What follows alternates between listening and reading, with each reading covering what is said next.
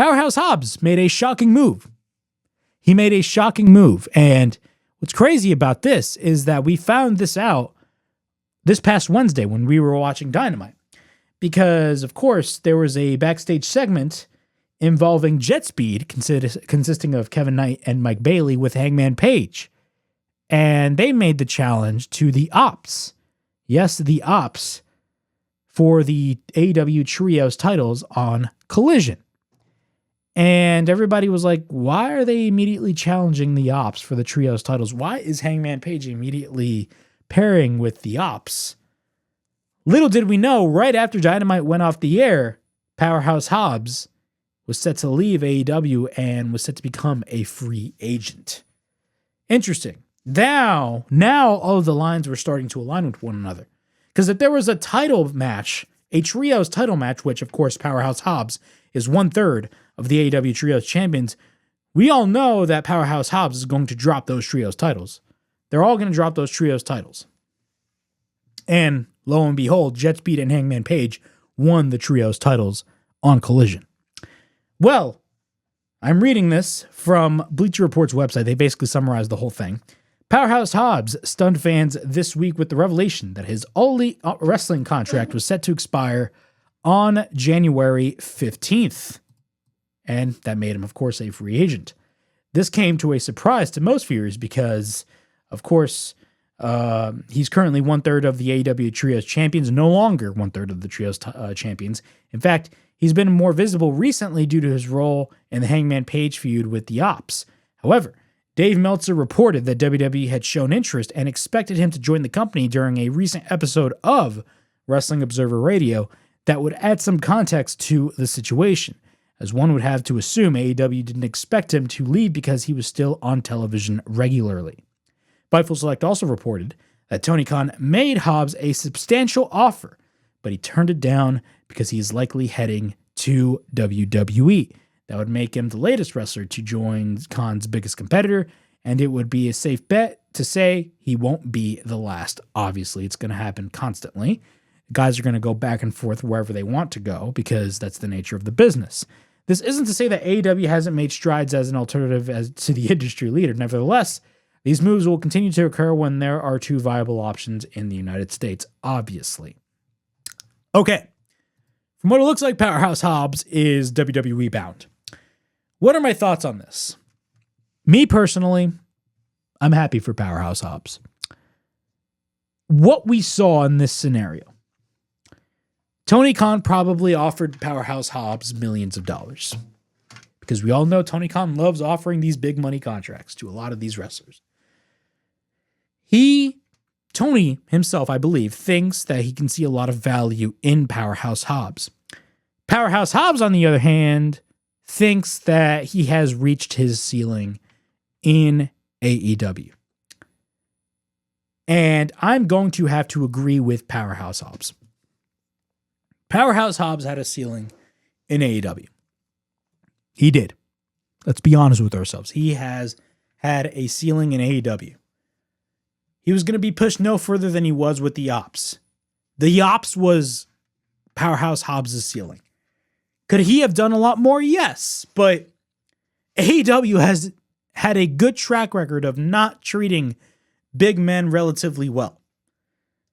Big men are not necessarily AEW's strong sides in terms of creative. It's really not. They never had a good track record of booking big men. They never did. The best scenario that I can give you, the best example that I can give you is Wardlow. Wardlow has had a horrible, and I mean a horrible track record in AEW. It's just been bad. You know, the height of Wardlow was his feud with MJF. And you would think Wardlow, being the big man that he is, he could have easily been marketable. But AEW had no idea what to do with him. No idea what to do with him. Yeah, he had his feud with MJF, but let's be honest, during that match with MJF at Double or Nothing 2022, who was everybody talking about? Who was everyone talking about? Because they were damn sure not talking about Wardlow. They were talking about MJF. They were talking about MJF because of what happened that same day because he threatened, apparently threatened to walk out. There was some fiasco going on there. He was not going to show up at Double or Nothing. It's another story for another time. But everybody was talking about MJF. Nobody was talking about Wardlow. He had multiple runs with the TNT title, failed miserably. Not his fault. Blame AEW on that because, again, they're the creative minds and they just do not know how to book big men. They paired him up with the Undisputed Elite. That went nowhere.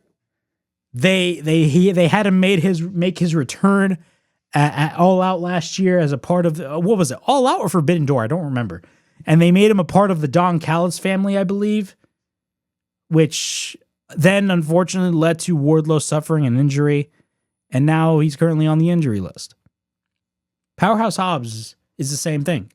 He kind of reached his ceiling. Yeah, he was a part of Team Taz. He was a part of the Ops. He did a lot of fun things. But again, this is a pure example of somebody wanting to take less money in exchange for a better opportunity somewhere else. And you cannot blame Powerhouse Hobbs for that. To a lot of wrestlers, money is not everything to them. Some wrestlers, money is everything. Some other wrestlers and most wrestlers, money is not always everything. Hobbs is one of those guys. And you cannot fault Hobbs for that. Because Hobbs wants to be a bigger star. Now, him going to WWE, which let's be honest, he's most likely going to WWE. He's not going to TNA. Is he going to the main roster? Is he going to NXT? I most likely see him going to NXT. But who knows? They may or may not put him immediately on the main roster. But let's be honest, Ricky Saints is doing big things in NXT. So most likely he's going to go to NXT. And you know what? That's a good spot for him. That is a good spot for him. Mariah May went straight to NXT. And the reason why she went to NXT instead of the main roster is because NXT lost Julia and Stephanie Vaquer. That's the only reason why. It's the only reason why. Hobbs left AEW because he wanted to pursue a better opportunity elsewhere. And WWE is where that opportunity is at. WWE is where that opportunity is at, and you cannot fault him for that. He made a smart business decision. That's what Hobbs did. He's betting on himself. And sometimes in this business, you have to bet on yourself. I don't want to hear any Powerhouse Hobbs hate because he left AEW. Look, guys are going to fit in AEW. Some guys aren't. Some guys fit better in WWE. Some guys fit better in AEW. It's just it's just how the business works. That's the beauty of this business today. We got we got two. I don't think about three, but we got two viable options. Now, really three, but two viable options that is able to pay high money. And look, Hobbs, I don't think Hobbs is going to be making the same amount of money that he was in AEW, but you know what? If he gets a better opportunity in exchange, then you cannot really blame Powerhouse Hobbs for signing with WWE. So, what are my thoughts on this? Personally, I'm happy for Hobbs. I hope he's successful wherever he goes. This was definitely a shock to a lot of people, but hey, it is what it is, and that's how the industry is operating.